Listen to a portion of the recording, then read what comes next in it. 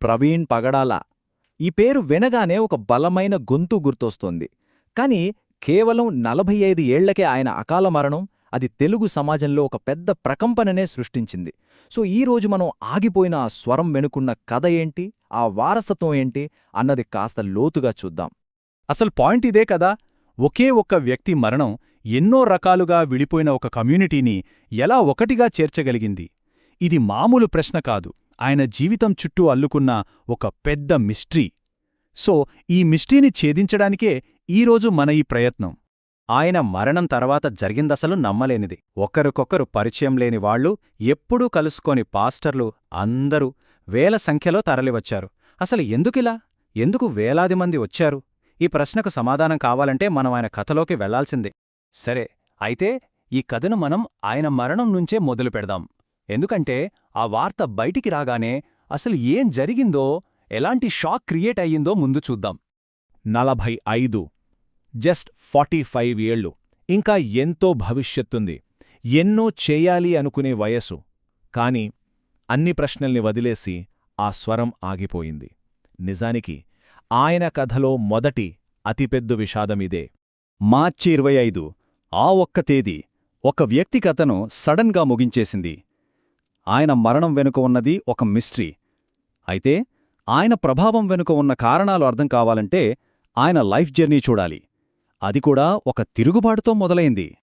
ఆయన ఇంపాక్ట్కి అసలైన కారణం ఆయన జీవిత ప్రయాణంలోనే ఉంది.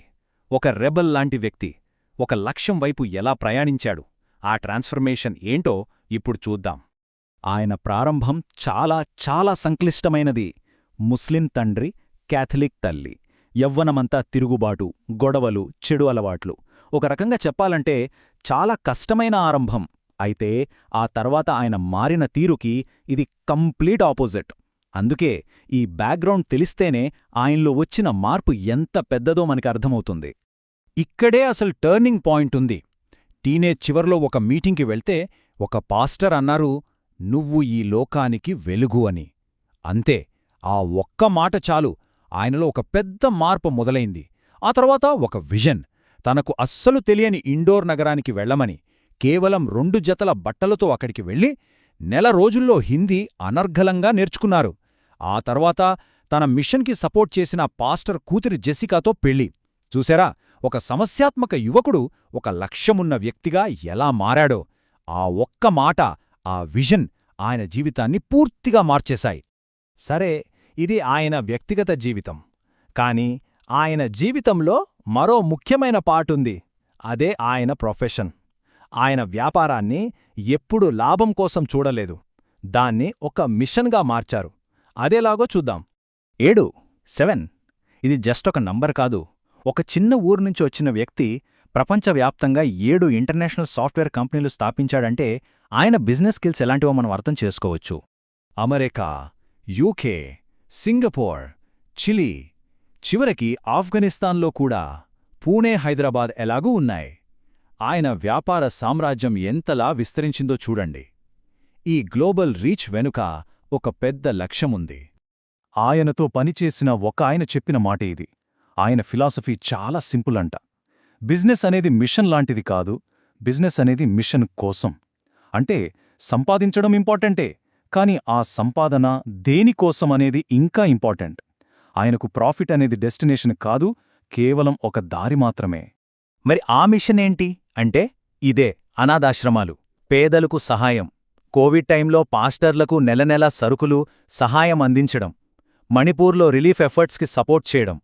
ఆయనలో ఉన్న గొప్ప విషయమేంటంటే ఎప్పుడూ విరాళాలడగలేదు, ఎప్పుడూ ఇస్తూనే ఉన్నారు. సంపాదించిన డబ్బుని ఇలా ఉపయోగించడమే ఆయన స్పెషాలిటీ. ఇది వినడానికి చిన్న విషయంగా అనిపించొచ్చు, కాని వాళ్ళ ఆఫీసుల్లో ఎంత స్ట్రిక్ట్ డిసిప్లిన్ ఉండేదంటే గెస్ట్లు వచ్చినా సరే వాళ్ళ మొబైల్ ఫోన్లు బయటిచ్చేయాలి. ఎందుకంటే ఫోకస్, ప్రొడక్టివిటీ ముఖ్యం. ఇది ఆయన పని పట్ల, తన మిషన్ పట్ల ఉన్న కమిట్మెంట్కి ఒక చిన్న ఎగ్జాంపుల్ అంతే. ఆయన దృష్టిలో ప్రతి నిమిషం విలువైనదే. ఓకే, ఒక బిజినెస్ మ్యాన్గా ఆయన సక్సెస్ చూశాం, కాని ఆయనలో మరో కోణం ఉంది. ఒక స్కాలర్, ఒక అద్భుతమైన వక్త. ఆయన పర్సనాలిటీలోని ఆ సైడ్ ఏంటో ఇప్పుడు చూద్దాం. ఆయన ఇండాలజీ అనే ఒక యునీక్ అప్రోచ్ని ఫాలో అయ్యేవారు. అదేంటంటే దేవుని రాజ్యం అనే కాన్సెప్ట్ని వివరించడానికి మన భారతదేశ చరిత్ర, సంస్కృతి, భాషలు, ఇక్కడి పరిస్థితుల్ని స్టడీ చేసేవాళ్లు. అంటే ఊరికే మాటలతో చెప్పడం కాదు, లోతైన రీసెర్చ్ చేసి ఫ్యాక్ట్స్తో మాట్లాడటం ఆయన పద్ధతి. ఆయన డిబేట్ స్టైల్, దానికి పూర్తి ఆపోజిట్ ఉండేది అవతలివాళ్ల స్టైల్.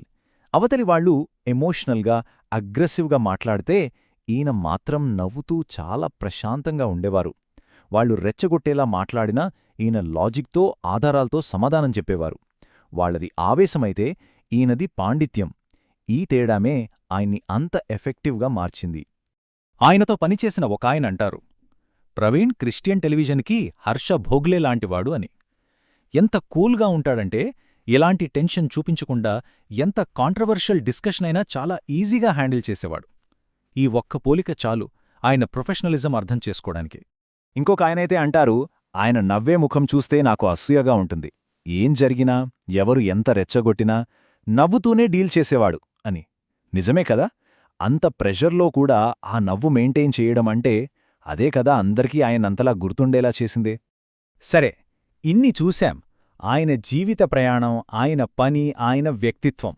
మరి ఇంత చేసిన తర్వాత ఆయన లెగసీ ఏంటి, ఆయన మిగిల్చి వెళ్లిన ప్రశ్నలేంటి? చివరిగా వీటి గురించి మాట్లాడుకుందాం.